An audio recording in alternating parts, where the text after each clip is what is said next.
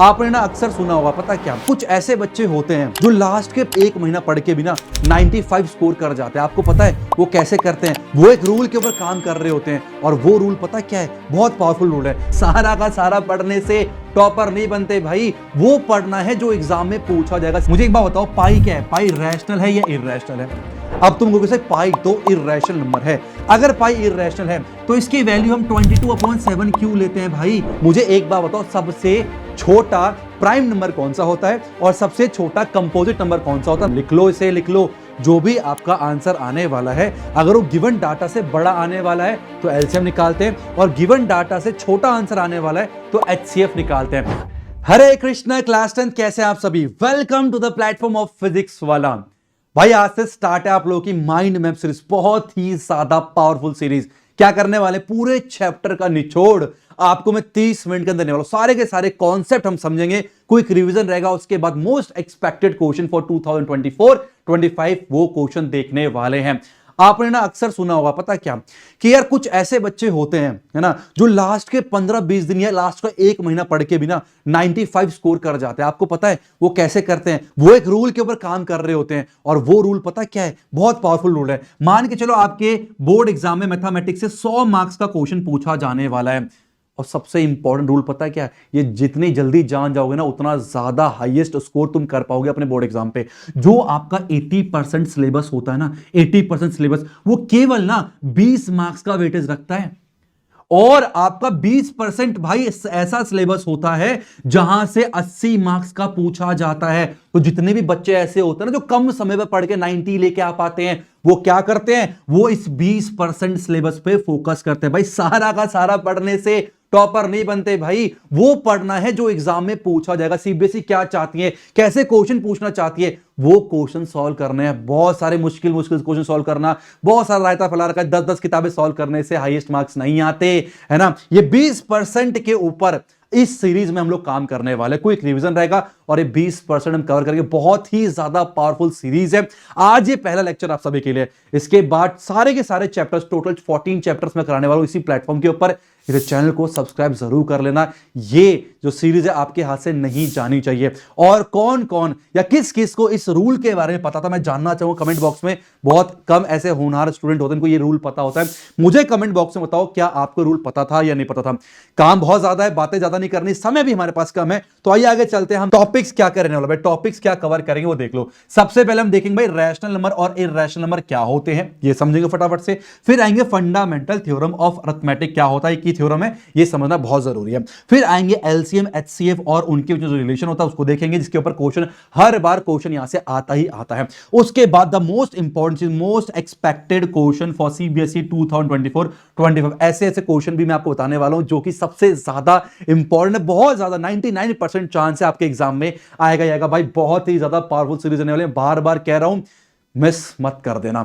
चलिए भाई स्टार्ट करते हैं फटाफट से, हमारे पास समय कम है। पहले बात करते हैं रियल नंबर्स की। क्या है रियल नंबर्स का मतलब? क्या भाई, सिंपल सी बात है कि हमारे पास झोला ले लो, है ना, उस झोले के अंदर सारे के सारे रैशनल नंबर डाल दो, उसके अंदर सारे के सारे इररेशनल नंबर डाल दो। अब जो झोला है ना उसके बाहर लिख दो रियल नंबर। मतलब क्या है? सारे के सारे रैशनल नंबर और सारे के सारे इररेशनल नंबर जब इकट्ठा करते हैं तो बनाते हैं रियल नंबर। अब बात करते हैं भाई हमारे पास क्या होता है, रैशनल नंबर क्या होता है, इसको समझते हैं फटाफट से। ठीक है भाई, एक ऐसा number, a number that can be represent या expressed in the form of p upon q। भाई ऐसे नंबर जिसको हम लोग p upon q के फॉर्म पे एक्सप्रेस कर सकते हैं। जैसे कि मैंने बोला भाई 4/3 हो गया, 1/2 हो गया, ठीक है, 3/1 हो गया। ये क्या है? सब p upon q के फॉर्म पे हैं, तो ये सारे क्या है? ये आपके रैशनल नंबर कहलाएंगे। आगे डेफिनेशन क्या बोल रहा है?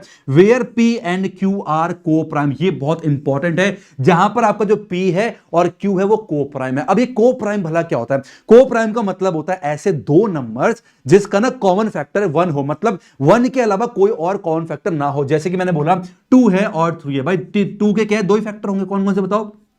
1 होगा और एक 2 होगा।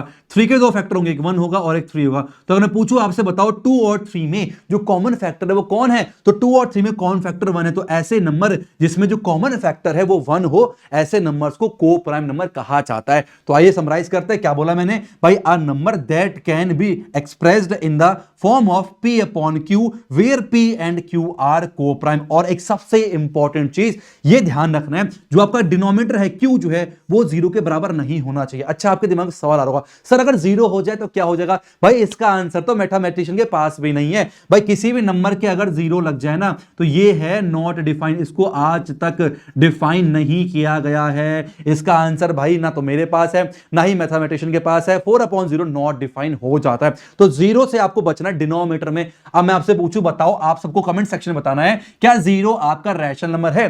भाई इसके नीचे 1 लगा सकते हैं। मैंने बोला डिनोमिनेटर 0 नहीं होना चाहिए, ऊपर 0 आए इससे कोई फर्क नहीं पड़ता, तो ये भी आपका क्या है, रैशनल नंबर कहलाएगा। एक और तरीका है रैशनल नंबर को समझने का, आपने क्लास 9th में पढ़ा होगा, नहीं पढ़ा है कोई बात नहीं, मैं आज बताता हूं, ठीक है। भाई इनका जो डेसिमल एक्सपेंशन होता है ना, जो डेसिमल रिप्रेजेंटेशन होता है वो कैसा होता है? वो होता है आपका नॉन टर्मिनेटिंग एंड रिकरिंग। का मतलब क्या है? Repeating. Non terminating and repeating. अच्छा, इसका क्या मतलब होता है थोड़ा सा समझ लेते हैं। जैसे अगर बात करूं ना, मैंने क्या करा, मैंने 1 को डिवाइड किया 3 से, ठीक है, क्या आया 0.0 लगाया, 3 3 जा 9 आएगा, फिर 1 आया 0 आया, फिर 3 3 जा 9 आएगा, फिर 1 आया 0 आएगा, फिर 3 3 जा 9 आएगा, और ये चलता रहेगा। तो ये जो चलता रहेगा है ना, इसको कहते हैं नॉन टर्मिनेटिंग। नॉन टर्मिनेटिंग है, लेकिन अगर आप ध्यान से देखोगे यहां पर जो 3 है ना, ये बार बार रिपीट हो रहा है। मतलब क्या 1/3 का जो आंसर आया, डेसिमल रिप्रेजेंटेशन जो आया वो आया 0.3333 एंड सो ऑन। मतलब क्या है, नॉन टर्मिनेटिंग तो है लेकिन क्या रिपीटिंग है, इसलिए क्या बन जाता है, ये आ जाता है आपका रैशनल नंबर की कैटेगरी में। समझ में आ रहा बात? अब आइए हम बात करते हैं इर्रेशनल नंबर की। भाई इर्रेशनल नंबर क्या है? सिंपल सी भाषा में कहूंगा, जो नंबर रैशनल नहीं है वो इर्रेशनल है। इसका मतलब क्या है, जो नंबर को हम लोग P अपॉन Q के फॉर्म पर रिप्रेजेंट नहीं कर सकते वो आपका इर्रेशनल है। क्या बोला देखो, a number that can not be expressed in the form of P by Q where P and Q are coprime integer is called irrational number. तो जिसको एक्सप्रेस कर सकते हैं वो रैशनल है, जिसको एक्सप्रेस नहीं कर सकते वो इर्रेशनल है। बहुत ही सिंपल सी डेफिनेशन है। आगे आते हैं, इसका जो डेसिमल रिप्रेजेंटेशन होता है ना, वो क्या होता है, non terminating and non repeating होता है। नॉन टर्मिनेटिंग नॉन रिपीटिंग का मतलब क्या है? जैसे कि मान लो कोई आंसर ऐसा आया 0.01001000100001। अब क्या है, ये 3 डॉट का मतलब है कि भाई ये नॉन टर्मिनेटिंग है, ठीक है। अब चेक करना क्या रिपीटिंग है? रिपीटिंग भी नहीं है। क्यों? यहां पर 0 1 है, यहां पर 0 0 1 है, यहां पर 0 0 0 1 है, तो ये रिपीट भी नहीं कर रहा है। तो जहां जिस भी नंबर का ऐसा डेसिमल एक्सपेंशन होता है, रिप्रेजेंटेशन होता है, उसको हम कहते हैं इर्रेशनल नंबर। या फिर ऐसे समझ सकते हो, कोई भी नंबर जो रूट से बाहर नहीं आ पा रहा हो उसे भी हम लोग इर्रेशनल नंबर कह देते हैं। जैसे एग्जांपल तौर पे √3 हो गया, √2 हो गया और √5 हो गया, है ना, पाई। हाँ, एक और सबसे इंपॉर्टेंट चीज है ना, जो कि बच्चों के दिमाग में हमेशा रहता है, मैं आपसे पूछूं, आपको बताना भाई, सही से बताना मुझे। एक बात बताओ, पाई क्या है? पाई रैशनल है या इर्रेशनल है? अब तुम कहोगे पाई तो इर्रेशनल नंबर है। अगर पाई इर्रेशनल है तो इसकी वैल्यू हम 22/7 क्यों लेते हैं भाई? अगर तुम इसे कह रहे हो ये इर्रेशनल है, ठीक है, और इसे तुम कह रहे हो, अब 22/7 क्या है भाई? डेफिनेशन देखें तो 22/7 क्या आपका रैशनल है। अब ये बताओ मुझे भाई, पाई वैसे है तो इर्रेशनल, पर जो वैल्यू हम ले रहे हैं वो क्या है? रैशनल है। अब इसको कैसे ठीक करोगे? तो मैं आपको बताता हूं, ये जो पाई की जो वैल्यू है ना, ये आपका एग्जैक्ट वैल्यू नहीं है। अगर आप पाई की वैल्यू देखोगे ना तो 3.14 के बाद ऐसा नंबर आता है जो कि आपका नॉन रिपीटिंग है, नॉन टर्मिनेटिंग नॉन रिपीटिंग, तो वो बन जाता है इर्रेशनल नंबर। लेकिन अब ऐसा नंबर अगर आप कैलकुलेशन पे इस्तेमाल में लाओगे, चैप्टर नंबर 12 में, सरफेस एंड वॉल्यूम में, या फिर हर जगह पर, तो 3 पॉइंट इतना बड़ा लिखना पॉसिबल नहीं है। तो हमें क्या है ना, एक अप्रॉक्स वैल्यू चाहिए होती है। हालांकि पाई इर्रेशनल है, लेकिन कैलकुलेशन पर्पस के लिए हमने इसकी वैल्यू ली है 22/7 या फिर 3.14। ये एग्जैक्ट वैल्यू नहीं है, ये अप्रॉक्स वैल्यू है कैलकुलेशन को करने के लिए। तो जहां कहीं भी आपको पाई नजर आए वो आपका इर्रेशनल है। जैसे कि 2 पाई क्या है? इर्रेशनल है। पाई +2 क्या है? इर्रेशनल है। जहां पर भी इर्रेशनल नंबर आ जाता है वो सारा का सारा क्या बन जाता है? इर्रेशनल बन जाता है। जैसे कि मैंने बोला 3 रैशनल है और √2 इर्रेशनल है। अब ये जो एक्सप्रेशन है ये क्या है? तो ये ओवरऑल क्या बन गया आपका? ये ओवरऑल आपका इर्रेशनल नंबर ही बन गया। तो ये सारी कहानी है हमारी रैशनल और इर्रेशनल की। आई होप आपको बहुत अच्छे से समझ में आ गया होगा। अब आगे चलते हैं। आगे हमारे पास आता है फंडामेंटल थ्योरम ऑफ अर्थमेटिक। ये बहुत ही ज्यादा इंपॉर्टेंट है भाई, 2 मार्क्स में ऐसा क्वेश्चन भी आ जाता है कि state fundamental theorem of arithmetic, और उसके बाद एक आध क्वेश्चन पूछ लिया। तो ये डेफिनेशन आपको पता होना चाहिए। इसको समझने से पहले हम एक छोटी चीज समझेंगे। क्या समझेंगे? ध्यान सुनो। हमें समझना है प्राइम नंबर को, ठीक है, प्राइम नंबर और कंपोजिट नंबर, ये हमें समझना बहुत जरूरी है भाई। प्राइम नंबर क्या है, कंपोजिट नंबर क्या है? प्राइम नंबर वो नंबर होते हैं जिसके एग्जैक्टली 2 फैक्टर होते हैं। मैंने क्या बोला? मैंने बोला having having exactly two factor, इसके एग्जैक्टली दो फैक्टर्स होते हैं, उसे प्राइम नंबर कहा जाता है। देखो समय मेरे पास कम है, फास्ट बोलूंगा, अगर आपको लग रहा है बहुत फास्ट बोल रहा हूं तो स्पीड थोड़ी कम करके देख लेना। अगर आपको अभी भी स्लो लग रही है, कोई लेजेंड ऐसे होते हैं ना कि अभी भी 2x पे देख रहे हैं, अपना नाम जरूर बताना भाई, वो अलग ही लेवल के बंदे हैं जिसके एग्जैक्टली दो फैक्टर होते हैं। जैसे कि मैं बात करूं भाई 2 है, 2 के दो ही फैक्टर बनेंगे, एक तो 1 बनेगा, दूसरा खुद 2 बनेगा, ठीक है। 3 के दो फैक्टर है, कौन कौन से, एक तो 1 है और दूसरा खुद 3 है, तो इसके एग्जैक्टली दो फैक्टर होते हैं, वो आपका होता है प्राइम नंबर, ठीक है। आगे बढ़ते हैं, अब बात करते हैं कंपोजिट नंबर के, तो हम बोलेंगे हैविंग मोर देन, ठीक है, हैविंग मोर देन 2 फैक्टर, भाई जिसके दो फैक्टर से ज्यादा हो, दो से ज्यादा फैक्टर हो, उसे हम क्या बोलते हैं, उसे कंपोजिट बोलते हैं। एग्जांपल तौर पे 6 की बात करें, 6 के अपने पास इसका एक फैक्टर 1 है, एक फैक्टर 2 है, एक फैक्टर 3 है और एक फैक्टर खुद 6 भी है, तो इसके दो से ज्यादा फैक्टर है। 4 की बात करें, इसके फैक्टर 1 है, इसके फैक्टर 2 है और इसका फैक्टर 3, सॉरी नॉट 3, इसका फैक्टर इटसेल्फ 4 भी होगा। अब एक छोटा सा क्वेश्चन मैं आप सभी से पूछना चाहूंगा कमेंट बॉक्स में, मुझे एक बात बताओ, सबसे छोटा प्राइम नंबर कौन सा होता है और सबसे छोटा कंपोजिट नंबर कौन सा होता है, मुझे कमेंट सेक्शन में आप सभी ने बताना है। एक क्वेश्चन और आपसे पूछूं जरा, अच्छा मुझे एक बात बताओ कि 1 क्या है, 1 प्राइम नंबर है या कंपोजिट है? आइए देखते हैं किस डेफिनेशन में लाई कर रहा है। 1 के फैक्टर देखूं तो एक ही फैक्टर है, खुद इटसेल्फ बोल लो चाहे 1 बोल लो, भाई एक ही फैक्टर है। अगर एग्जैक्टली दो फैक्टर होते तो प्राइम होता, दो से ज्यादा होते तो कंपोजिट होता, बट इसके तो एक ही फैक्टर है, इसका मतलब क्या बोलेंगे, 1 इज नाइदर प्राइम, ठीक है, 1 ना तो प्राइम है, 1 इज नाइदर प्राइम और नॉर कंपोजिट, भाई ना तो प्राइम है और ना ही कंपोजिट है। मेरे ख्याल से आपको ये सारी बातें समझ में आ चुकी हैं, इतना क्लियर हो गया कंपोजिट क्या है, प्राइम क्या है, आपको समझ में आ गया। अब थोड़ा सा कंपोजिट नंबर के ऊपर ध्यान देते हैं, थोड़ा सा देखो, फास्ट चलूंगा, ठीक है, कोशिश करना है मैक्सिमम चीज कवर करने की, टेंशन मत लो, ठीक है। अब बात करते हैं कंपोजिट नंबर की। मान लो मैंने 16 नहीं, मान लो मैंने 15, एक कंपोजिट नंबर लिया, 15 क्या है, एक कंपोजिट नंबर है। अगर मैं इसका प्राइम फैक्टराइजेशन करूं तो क्या आएगा, 3 5 15 आएगा, ठीक है, और 5 1 5 निकल के आ गया, तो 15 एक कंपोजिट नंबर है। हम इसको एक्सप्रेस कर पा रहे हैं as a product of prime, हाँ या ना?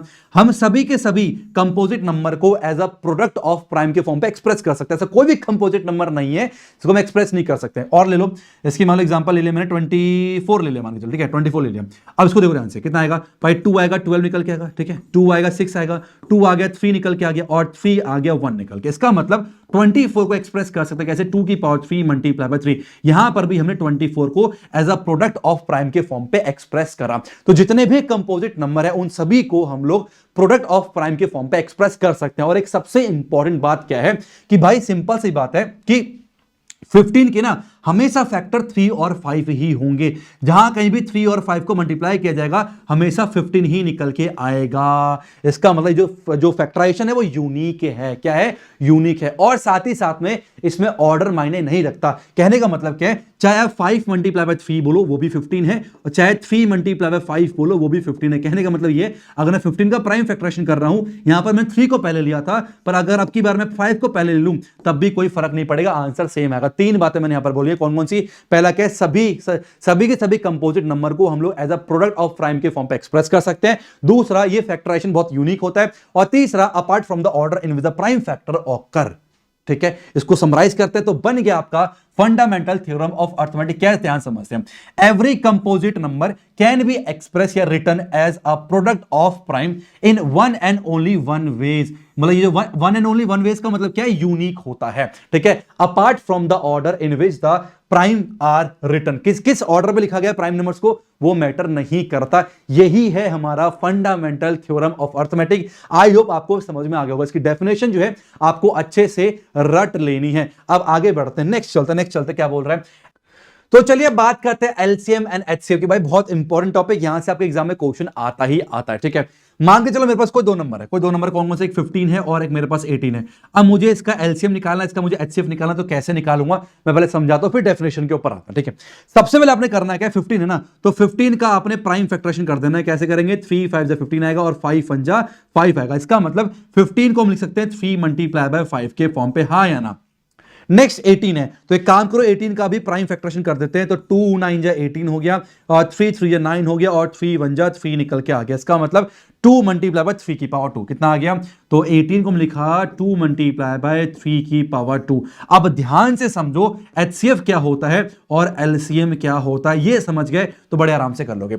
एचसीएफ का मतलब होता है जितने भी आपके कॉमन प्राइम है, मैं कॉमन वर्ड यूज कर रहा हूं, जितने भी आपके कॉमन प्राइम है। कॉमन प्राइम कौन सा यहां पर बताओ भाई, 3 यहां पर भी है, इसकी पावर 1 है, और 3 यहां पर, कॉमन प्राइम 3 है।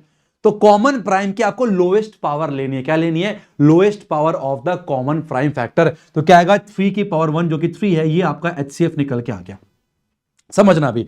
एलसीएम की बात करते हैं। एलसीएम का मतलब क्या होता है, सभी prime number, each prime number, जितने भी प्राइम नंबर आपके पास है ना, सभी प्राइम नंबर की हाईएस्ट पावर। भाई यहां पर 2 भी प्राइम नंबर है, 3 भी प्राइम नंबर है, 5 भी, सभी प्राइम नंबर लेने हैं। 2 की हाईएस्ट पावर 1 ही है तो 2 आ गया। अब 3 यहां पर भी हाईएस्ट पावर लेनी है, 3 की पावर 2, तो 3 की पावर 2 आ गया, और मल्टीप्लाई में क्या भी आएगा साथ में, 5p निकल के आएगा। तो कह दो भाई मल्टीप्लाई से कितना आएगा, 2 multiply by 9 multiply by 5, 5 two हो गया 10, 10 9 90, तो 90 हो जाएगा इसका एलसीएम। दोबारा तो एचसीएफ का मतलब क्या होता है, जितने भी कॉमन प्राइम है उनकी लोएस्ट पावर लेनी होती है, और एलसीएम का मतलब जितने भी ईच प्राइम, सारे प्राइम नंबर की हाईएस्ट पावर लेनी होती है। अब डेफिनेशन को समझते हैं भाई, एचसीएफ का मतलब क्या है। एचसीएफ इज द प्रोडक्ट किसका, of the smallest power of each common prime factor. जितने भी कॉमन प्राइम फैक्टर उसकी लोएस्ट पावर का प्रोडक्ट कहलाता है आपका एचसीएफ। और अगर एलसीएम की बात करें, एलसीएम क्या है, LCM is the product of the greatest power of each, ये ईच बहुत इंपॉर्टेंट है, each prime factor of the given number. तो इस तरीके से आपको एलसीएम और एचसीएफ निकालना होता है प्राइम फैक्टराइजेशन मेथड से। अब एक क्वेश्चन मैं आप सभी से पूछना चाहूंगा, भाई देखो सिंपल सी बात है, अगर जब भी मैं पढ़ाता हूं ना, मैं क्वेश्चन जरूर पूछता हूं और आपको उसका आंसर कमेंट सेक्शन में भी देना है। मान लो मेरे पास एक कोई ए नंबर है जो रखा है x की पावर 3 y का स्क्वायर, ठीक है, और बी कोई नंबर दे रखा है x इंटू वाई की पावर 3, ठीक है, वेयर x एंड y क्या है, r प्राइम। अगर x और y प्राइम नंबर है तो मुझे कमेंट सेक्शन में बताओ भाई इसका एचसीएफ कितना होगा और इसका एलसीएम कितना होगा। मुझे कमेंट सेक्शन में सबका आंसर चाहिए, देखते कितने बच्चों को अच्छे से समझ में आया। अब एलसीएम और एचसीएफ में ना भाई एक रिलेशन भी होता है, वहां से भी आपका 1 मार्क्स में क्वेश्चन आता ही आता है। वो रिलेशन क्या है वो समझते हैं। मान के चलो मेरे पास कोई 2 नंबर है, ए और बी, मेरे पास क्या है, कोई भी 2 नंबर है, ठीक है, तो उन 2 नंबर का जो एचसीएफ है और उन 2 नंबर का जो एलसीएम है वो product of A and B के बराबर निकल के आता है। अच्छा कैसे पता चलेगा, देखो हमने अभी 2 नंबर लेते, कौन कौन से लेते, हम लेते 15, 18, ये हम 2 नंबर लेते, हाँ या ना, ठीक है। इसका जो एचसीएफ कितना आया था, इसका एचसीएफ 3 निकल के आया था, और एलसीएम कितना आया था, एलसीएम हमारे पास 90 निकल के आया था, हाँ या ना। अभी हमने पीछे एचसीएफ कितना निकाला था, इसका 3 निकाला था, एलसीएम कितना 90 निकाला था। अब ये बराबर आना चाहिए 15 मल्टीप्लाई बाय 18 के, इनके हिसाब से। आइए चेक करते हैं, 9 3 27, 270 यहां पर निकल के आ गया। इसकी मल्टीप्लाई फटाफट से यहां पर कर देते हैं, 8 5 40, 5 4 9, 8 8, ये कितना आ गया, 8 8 16 और 17, 270। तो देखो बिल्कुल सही बात है, अगर हमारे पास कोई 2 नंबर है ए और बी, तो उनका जो एचसीएफ है, उनका जो एलसीएम है, उनको मल्टीप्लाई करेंगे तो ए मल्टीप्लाई बी के बराबर निकल के आएगा। बहुत ही ज्यादा इंपॉर्टेंट रिलेशन है। और यहां पर ना एक और सबसे इंपॉर्टेंट बात, जिसके ऊपर 1 मार्क्स का क्वेश्चन आपके 2 या 3 बार सीबीएसई बोर्ड में पूछा जा चुका है, वो क्या है, जो एचसीएफ है ना हमारे पास, वो हमेशा फैक्टर होता है एलसीएम का। मतलब क्या है, हमेशा एचसीएफ एलसीएम को डिवाइड कर देगा। ये बात हमेशा अपने ध्यान में रखनी है, इसके ऊपर क्वेश्चन आपके एग्जाम में आता ही आता है। एक लास्ट हमारे पास और है, थ्योरम है छोटा सा, जो कि आपको समझना चाहिए जब हम प्रूफ करते हैं ना, proof that root 3 is irrational, वहां पर एक काम आता है। थ्योरम कह रहा है, let p be a prime number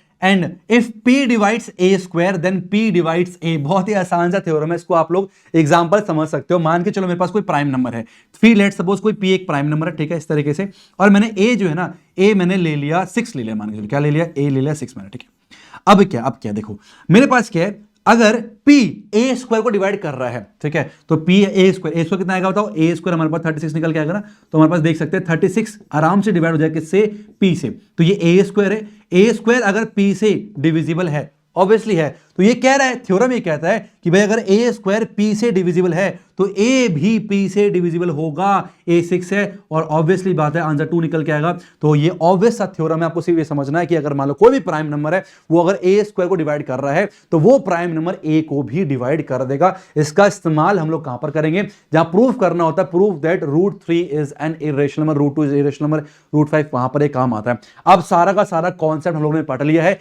अब बारी है यहां पर मोस्ट एक्सपेक्टेड क्वेश्चन करने की। तो आइए करते हैं, पहला क्वेश्चन ये रहा, आप सभी के स्क्रीन के ऊपर क्या कह रहा है, ध्यान सुनेंगे। कह रहा है let A and B two positive integers such that A दे रखा है इस तरीके से और बी दे रखा कुछ इस तरीके से, ठीक है। और कह रहा है पी और क्यू हमारे पास क्या प्राइम नंबर है। अगर एचसीएफ दे रखा है इसका इतना और अगर एलसीएम दे रखा है इतना, तो बताओ इसकी वैल्यू क्या होगी। बहुत ही ज्यादा जबरदस्त क्वेश्चन है, इस बार 1 मार्क्स में आने के सबसे ज्यादा चांस है, ठीक है। यहां पर क्या बोला गया, ध्यान सुनना। अगर मेरे पास दे रखा है ए कितना, पी की पावर 3 और क्यू की पावर 4, और बी क्या दिया हुआ है, पी स्क्वायर दे रखा है और क्यू की पावर 3 दे रखा है, ठीक है। पी और क्यू क्या है हमारे पास, प्राइम नंबर है। अच्छा एक बात बताओ, अगर मैं एचसीएफ की बात करूं, एचसीएफ क्या निकल के आएगा, एचसीएफ होगा, एचसीएफ का मतलब क्या, जितने भी हमारे पास कॉमन प्राइम है उनकी लोएस्ट पावर। भाई पी कॉमन है तो पी स्क्वायर लोएस्ट है, क्यू कॉमन है क्यू3 लोएस्ट है। ये आपका जो है एचसीएफ निकल के आ गया। इन्होंने एचसीएफ दे रखा, क्या दे रखा है एचसीएफ, इन्होंने बोला पी की पावर m है और क्यू की पावर n है। तो अगर मैं कंपेयर करूं, यहां से m कितना आ गया, 2 निकल के आ गया और n कितना आ गया, 3 निकल के आ गया। m और n की वैल्यू यानी यहां से निकाल लिया, ठीक है। अच्छा आगे चलते हैं फटाफट से। अब क्या है हमारे पास, अगर मैं एलसीएम की बात करूं, LCM of A comma B की बात करूं, देखो ध्यान से भाई, एलसीएम क्या होता है, जितने भी आपके प्राइम नंबर उनके हाईएस्ट पावर, तो पी का हाईएस्ट 3 है तो पी की पावर 3 आ गया, क्यू का हाईएस्ट 4 है तो क्यू की पावर 4 निकल के आ गया। इन्होंने एलसीएम क्या दिया हुआ है, इन्होंने एलसीएम दे रखा है पी की पावर आर और क्यू की पावर एस। तो कंपेयर करेंगे, आर हमारा 3 निकल के आ गया और एस हमारा 4 निकल के आ गया, और आर और एस की भी वैल्यू हमें पता चल गई। आसान है। अब तो हमें निकालना M plus N multiply by R plus S. M और एन को जोड़ेंगे तो 5 निकल के आएगा, मल्टीप्लाई बाय आर और एस को जोड़ेंगे तो 7 निकल के आएगा, और 5 7 जा 35 होता है। ऑप्शन चेक करना कौन सा, option number C is the right answer. तो इस तरीके से आप एलसीएम और एचसीएफ को निकाल के ऐसे क्वेश्चन आपके एग्जाम में आ सकते हैं। बहुत जमाना गया जो सिंपल एलसीएम एचसीएफ वाला आता है, ऐसे आपका घुमा फिरा के क्वेश्चन पूछा जाता है। नेक्स्ट क्वेश्चन क्या कह रहा है, कह रहा है अगर HCF of 2 number, HCF 2 number का एचसीएफ 27 है और उनका एलसीएम 162 है, अगर एक नंबर 54 दे रखा है, तो बताओ दूसरा नंबर क्या होगा। ये आपका रिलेशन था ना एलसीएम एचसीएफ में, वहां से क्वेश्चन पूछा गया। क्या था, कोई बताओ, HCF of A comma B, अगर HCF A comma B multiply by LCM of A comma B, ठीक है, बराबर में क्या था, ए मल्टीप्लाई बाय बी था। हाँ है ना, यही था रिलेशन। एचसीएफ दे रखा है 27, ठीक है, और एलसीएम दे रखा 162। कह रहा अगर एक नंबर आपका 54 है तो दूसरा नंबर बताना, बी बताना क्या निकल के आएगा, ठीक है। तो बताओ कितना होगा, बी आएगा 27 मल्टीप्लाई बाय 162 और डिवाइड बाय 54 निकल के आ गया। 27 1 जा 27, ठीक है, ये 1 जा और 2 बार में खत्म हो जाएगा। तो बी कितना आ गया, काट दो, 2 8 जा 16, 2 1 जा 2, बी यहां से आपका 81 निकल के आ गया। तो रिलेशन के ऊपर मैंने कहा था ना क्वेश्चन आता है, इस प्रकार का क्वेश्चन आपके एग्जाम में हमेशा आता है। Option number D is the right answer. क्या आएगा, D for Deepak sir, D is the right answer. अब चलते नेक्स्ट क्वेश्चन, भाई क्या कह रहा है, नेक्स्ट हमारे पास है HCF of 65 and 117 is expressible in the form of this। ये भी बहुत ज्यादा इंपॉर्टेंट क्वेश्चन है आपके एनसीईआरटी एग्जाम्पलर का, बहुत ज्यादा बार आपके पीवाईक्यूज में पूछा जा चुका है। क्या बोल रहा है क्वेश्चन, कह रहा है अगर इसका जो HCF है ना, इसका HCF इस फॉर्म पे एक्सप्रेस कर पा रहे हैं, मतलब इसका जो HCF है वो इसके बराबर, तो m की वैल्यू बतानी। तो पहला काम क्या है, आइए पहले इसका HCF निकालते हैं। तो 65 को हम लोग क्या करना पड़ेगा, प्राइम फैक्टरेशन करना पड़ेगा, ठीक है। तो किससे कटेगा ये, 5 से, 5 1 जा 5, 5 से 15, 13 प्राइम नंबर है, 13 1 जा, तो 65 आएगा कैसे, 5 मल्टीप्लाई बाय 13। सेम ऐसी 117 हमारे पास दे रखा है, इसको भी करते हैं फटाफट से। ये करेगा 3 से, 3 3 जा 9, 3 9 जा 27, 3 1 3 3 जा 9 और 13 1 जा 13। तो यहां पर जो 117 है वो आएगा कैसे, 3 का स्क्वायर मल्टीप्लाई बाय 13। HCF क्या होता है, कॉमन प्राइम की लोएस्ट पावर, 13 कॉमन प्राइम है, तो HCF हमारे पास 13 निकल के आ जाएगा। अब ना जो HCF 13 है ये हम इस फॉर्म पे एक्सप्रेस कर पा रहे हैं। तो 13 बराबर में आ गया 65m माइनस में 117, इधर आगे प्लस का हो जाएगा, 13 प्लस में 117 बराबर में 65m निकल के आ गया। ये आ गया 130 बराबर में 65m, और यहां से m निकल के आ गया 130 डिवाइड बाय 65, और यहां से m हमारे पास 2 निकल के आ जाएगा। ऐसे क्वेश्चन एग्जाम में आते हैं। 2 बताओ भाई कहां पर है, option B is the right answer. मैं बार बार कह रहा हूं भाई, मैं थोड़ा फास्ट चल रहा हूं ताकि ज्यादा क्वेश्चन कवर करा सकूं। अगर आपको बहुत ज्यादा तेज लग रहा है, आप प्लीज, आपसे रिक्वेस्ट है, स्पीड को कम करके जरूर देखिएगा। आइए बढ़ते हैं नेक्स्ट क्वेश्चन की तरफ। नेक्स्ट क्वेश्चन क्या कह रहा है, द लीस्ट नंबर, वो सबसे छोटा number that is divisible by all the number, 1 से लेकर 10 तक सबसे डिवाइड हो जाए, वो सबसे छोटा नंबर जो 1 से लेकर 10 तक सबसे डिवाइड हो जाए। जब भी ऐसा पूछा जाए ना, वो सबसे छोटा नंबर जो इनसे डिवाइड हो जाए तो एलसीएम निकालते हैं, वो सबसे बड़ा नंबर जो इनको डिवाइड कर दे तो एचसीएफ निकालते हैं। मैंने जो बोला इसको दोबारा सुनना और उसको लिख लेना कॉपी में, ठीक है। तो वो मैंने क्या बोला, वो सबसे छोटा नंबर जो इन सबसे डिवाइड हो जाए, इस केस में हम लोग क्या निकालते हैं, एलसीएम निकालते हैं। तो हमें एलसीएम निकालना है 1 से लेकर 10 तक का, हमें क्या निकालना है, एलसीएम निकालना है। आप ऐसे भी कर सकते हो वरना ऑप्शन से भी कर सकते हो, ये क्वेश्चन आपके एग्जाम में पीवाईक्यू में आया हुआ है और ये आपके एनसीईआरटी एग्जाम का भी, ठीक है। आइए एलसीएम निकालते हैं। वहां लिखो 1 2 3 4 5 6 7 8 9 10, ये सारे नंबर आ गए बराबर बराबर बराबर, ठीक है। ओ इसकी नीड नहीं है, एक काम करो ऐसे, ठीक है। चलो एक ही लाइन, 1 तो 1 ही रहेगा, 2 तो 2 रहेगा, 3 तो 3 रहेगा, 4 रहेगा 2 का स्क्वायर, और 5 तो 5 रहेगा, 6 रहेगा 2 मल्टीप्लाई बाय 3, 7 तो 7 ही रहेगा, 8 रहेगा 2 की पावर 3, और 9 तो 3 का स्क्वायर आएगा, और 10 आएगा 2 मल्टीप्लाई बाय 5। अब इसका मुझे एलसीएम निकालना है। एलसीएम क्या होता है, सभी प्राइम नंबर की हाईएस्ट पावर। तो यहां पर 2 प्राइम नंबर है, हाईएस्ट क्या है 2 की पावर 3। तो अगर मैं एलसीएम की बात करूं तो 2 की पावर 3 निकल के आएगा मल्टीप्लाई बाय 3 की बात करूं, 3 का हाईएस्ट 2 है तो 3 के पावर 2 निकल के आ गया। 5 की बात करूं, 5 का हाईएस्ट 1 ही है तो 5 आ गया। फिर हमारे पास 7 भी होगा, 7 भी है। मेरे ख्याल से इतने ही प्राइम नंबर है, ठीक है। इनको मल्टीप्लाई करना है तो 2 की पावर 3 8 हो गया, 3 का स्क्वायर 9 हो गया, मल्टीप्लाई 5 मल्टीप्लाई बाय 7, 8 5 जा 40 मल्टीप्लाई 7 9 63, और 4 3 12 6 6 24 25, 2520 is the LCM of 1 to 10। Option number D is the right answer, ठीक है। तो क्वेश्चन क्या बोला था यहां पर, एक ऐसा छोटा नंबर निकालना है जो इन सब से डिवाइड हो जाए, तो उसको हम लोग एलसीएम के अंडर कवर करते हैं। तो 2520 option D is the right answer, ठीक है।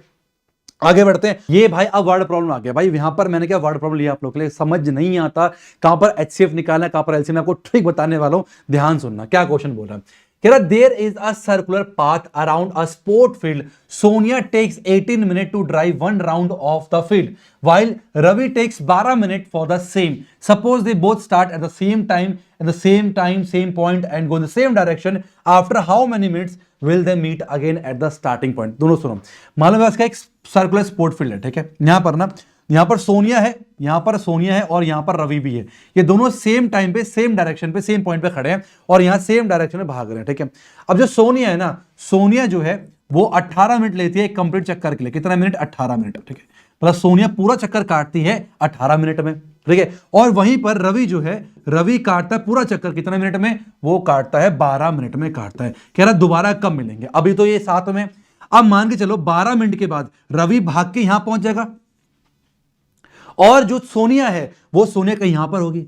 अब रवि जो है इसके आगे निकल चुका होगा, जब तक सोनिया यहां पर आएगी रवि और आगे जा चुका हो। इसका मतलब क्या है, ध्यान सुना, ट्रिक क्या है, जो भी आपका जो आंसर है ना, जो आने वाला है वो अगर गिवन डाटा से बड़ा आने वाला है तो उस केस में निकालते हैं एलसीएम। लिख लो, इसे लिख लो, जो भी आपका आंसर आने वाला है अगर वो गिवन डाटा से बड़ा आने वाला है तो एलसीएम निकालते हैं, और गिवन डाटा से छोटा आंसर आने वाला है तो एचसीएफ निकालते हैं। अब यहां पर आप साफ साफ देख सकते हो जितने भी मिनट आएगा, कितने मिनट के बाद वो मिलेंगे, गिवन डाटा से बड़ा आंसर आने वाला, तो इस केस में हम क्या निकालेंगे, एलसीएम निकालेंगे, ठीक है। तो 18 को लिख सकते हैं कैसे बताओ, ये लिखेंगे 2 मल्टीप्लाई बाय 3 का स्क्वायर, और 12 को हम लिख सकते हैं किस तरीके से, 2 का स्क्वायर मल्टीप्लाई बाय 3। हमें एलसीएम निकालना है, कितना आएगा, जितने भी प्राइम है उनके हाईएस्ट पावर, तो 2 की पावर 2 मल्टीप्लाई बाय 3 का स्क्वायर आएगा, तो 2 दूनी 4 3 3 9 चौक 36, तो 36 मिनट के बाद वो दोबारा मिलेंगे। ऑप्शन कौन सा, option B is the right answer. जो भी आंसर आने वाला है अगर वो गिवन डाटा से बड़ा आएगा तो एलसीएम निकालेंगे, और जो आंसर आने वाला वो गिवन डाटा छोटा आएगा तो उस केस में हम क्या निकालेंगे, एचसीएफ निकालेंगे। जैसे कि इस वाले क्वेश्चन को समझते हैं। क्या बोला गया भाई, एक ना मिठाई बिकने वाला है, उसके पास 420 काजू बर्फी है और 150 बादाम बर्फी है। He wants to stack them in such a way that each stack has the same number of burfis, ठीक है, and they take up the least area of the tray. How many of these can be placed in each stack? How many stack are formed? Question क्या कह रहा है, ध्यान सुनना। मेरे पास 420 ना काजू बर्फी है और मेरे पास 150 बादाम बर्फी है। अब ना स्टैक का मतलब एक के ऊपर एक, एक के ऊपर एक रखना है, ठीक है। तो कह रहा है एक ट्रे दे रखा है, इसके ऊपर ना मैं एक बर्फी के ऊपर एक बर्फी ऐसे करके ना क्या बनाऊंगा, स्टैक बनाऊंगा, ठीक है। क्या बनाऊंगा, स्टैक बनाऊंगा। तो कह रहा है बताओ मुझे कितने स्टैक बनाने पड़ेंगे कि कम से कम एरिया रहे, और हर स्टैक में कितने बर्फी होंगे। दो क्वेश्चन पूछा है, कितने स्टैक बनेंगे और हर स्टैक में कितने बर्फी होंगे, आपसे पूछा। आप सिंपल बताओ। अब मेरे पास 420 काजू बर्फी है, ठीक है। अब जो आंसर आएगा, जो मेरे पास स्टैक होंगे मान लो ये स्टैक है, इसमें क्या आपको क्या लगता है 420 से ज्यादा बर्फी होंगे? नहीं ना।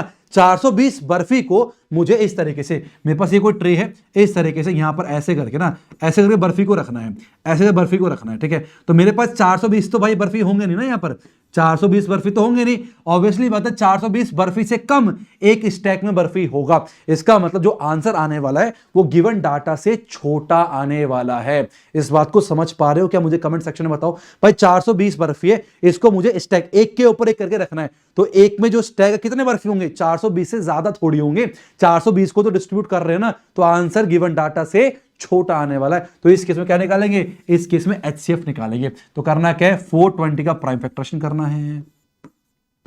210, 2 105 आएगा, ठीक है। 3 से 3 3 9, 3 5 15, ठीक है। फिर 5 7 35 और 7 एकम 7 निकल के आ गया, ठीक है। ऐसी 150 है, 150 कितना आएगा बताओ? ये आएगा 3 5 15 0 निकल के आएगा, ठीक है। और ऑर्डर मैंने रखता मर्जी है, ठीक है। तो 5 से करेंगे, 5 10 जा 50 हो गया, 5 2 जा 10 निकल के आ गया, और 2 1 जा 2 निकल के आ गया। तो बताओ क्या निकल के आएगा? तो 420 को कैसे लिखा हमने? 2 का square multiply 3 multiply by 5 multiply by 7।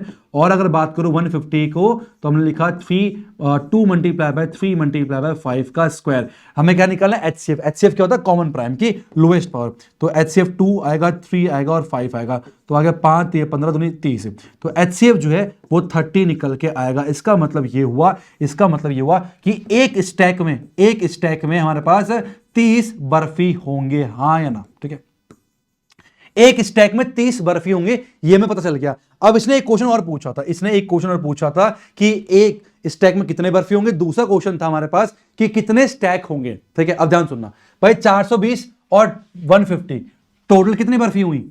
ये हुआ हमारे पास 570। मेरे पास 570 बर्फी है और एक स्टैक में 30 बर्फी आएंगी, तो कितने नंबर ऑफ स्टैक क्या बनेगा? नंबर ऑफ स्टैक बन जाएगा कितना बोलो? ये बनेगा 570 डिवाइड बाय 30, काटेंगे इस तरीके से, है ना। तो 3 से काटेंगे, 3 कम 3 3 27। तो नंबर ऑफ स्टैक क्या होंगे?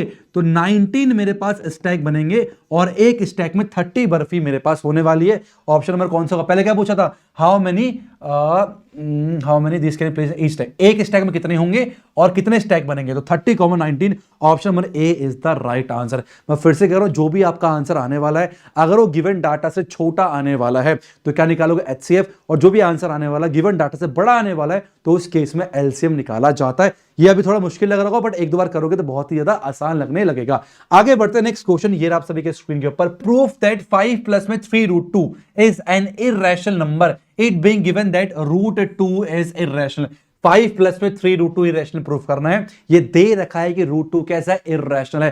देखो जो क्वेश्चन है √2 √3 √5, ये तो भाई इंपॉर्टेंट है ही, ठीक है। ये आप खुद से कर सकते हो, एग्जांपल में दे रखा है आपको। लेकिन जो कंबाइन वाले क्वेश्चन से बहुत ज्यादा कंफ्यूजन होती है, और सच बताऊं ना, ये क्वेश्चन इससे ज्यादा आसान होता है। ऐसे क्वेश्चन को कॉन्ट्राडिक्शन मेथड से सॉल्व किया जाता है। कैसे करना मैं आपको समझाता हूं। हमने करना क्या? उल्टा मानना है। लेट अस एज्यूम दैट, ठीक है, लेट अस एज्यूम दैट, क्या एज्यूम करना है? कि 5 प्लस में 3√2 इज, हमने क्या मान लिया? रेशनल मान लिया, ठीक है। अगर ये रेशनल है, इसका मतलब हम इसको 5 प्लस में 3√2 को a के बराबर लिख सकते हैं। और एक है a is any rational number, एक है a कोई भी रेशनल नंबर मेरे पास दे रखा है, हाँ या ना? ठीक है। अब क्या करना है? √2 अगला छोड़ो, 3√2 निकल के आ गया a माइनस में 5, और √2 निकल के आ गया a माइनस में 5/3। अब मैं तुम्हें एक मजेदार चीज दिखाता हूं। देखो a क्या है बताओ? a क्या है? a हमारे पास क्या? रैशनल है। 5 रैशनल, 3 रैशनल। जो राइट हैंड साइड है a माइनस में 5/3 एस इज क्या है? Is rational. ये क्या है? रेशनल है। अगर भाई राइट हैंड साइड ये अगर आपका रेशनल है, तो और यहां पर क्या साइन लगा है? इक्वल टू का, तो √2 भी क्या हो गया? रेशनल हो गया, ठीक है। हेंस, ठीक है, √2 इज ऑल्सो, ठीक है, रेशनल। √2 भी क्या आ गया? रेशनल निकल के आ गया। अबे भाई ये क्या हो गया? √2 तो मैं इरेशनल दे रखा था भाई, लेकिन √2 तो रेशनल निकल के आ गया। अरे अरे अरे, तो हम क्या लिखेंगे? बट दिस कॉन्ट्राडिक्ट्स, ठीक है, contradicts that √2 is an irrational. लेकिन ये इस बात को गलत साबित कर रहा है कि √2 तो भाई इरेशनल नंबर था। तो हम क्या बोलेंगे? This has been arisen due to our wrong assumption. ये सारा इसलिए हुआ है क्योंकि हमने एजम्पशन क्या कर ली थी, गलत मान ली थी। तो लास्ट में लिखेंगे hence our assumption is wrong. क्या लिखना है, हम लिखेंगे हेंस आवर एजम्पशन, हमारा जो एजम्पशन था, our assumption is wrong. Our assumption क्या था, रॉन्ग था। क्या हमने मान लिया था, हमने गलती से मान लिया, भाई गलती भारी मिस्टेक हो गया, हमने इसको क्या मान लिया, हमने इसको रैशनल मान लिया। तो हम बोलेंगे सो 5 प्लस में 3√2 इज एन इर्रेशनल नंबर। ये क्या है, एक इर्रेशनल नंबर ही होगा, और ये बात यहां पर खत्म हो जाती है। तो जब भी आपके एग्जाम में से कंबाइन करके आए ना, ये चाहे लिखा हो चाहे ना लिखा हो, ये मान के चलना गिवन है, ये आपका इर्रेशनल दे रखा है। तो इस तरीके से हमारा चैप्टर 1 होता समाप्त। हमने बहुत फास्ट तरीके से क्विक रिवीजन किया, ठीक है, थोड़ा फास्ट हो गया, आई नो, आप प्लीज स्लो करके देखना। और उसके बाद हमने बहुत सारे यहां पर क्वेश्चंस के जो कि बहुत इंपॉर्टेंट है इस बार बोर्ड एग्जाम के लिए। आई होप आपने बहुत अच्छे से इसको एंजॉय किया होगा। अपना फीडबैक मुझे कमेंट सेक्शन में जरूर देना। बाकी सारे चैप्टर्स भी इसी प्रकार से आपके आने वाले माइंड मैप के सीरीज में। तो आई होप आपने बहुत कुछ सीखा होगा। प्लीज अपना फीडबैक कमेंट सेक्शन में जरूर देना। तो आज की वीडियो में इतना ही। Thank you so much for watching. Hare Krishna.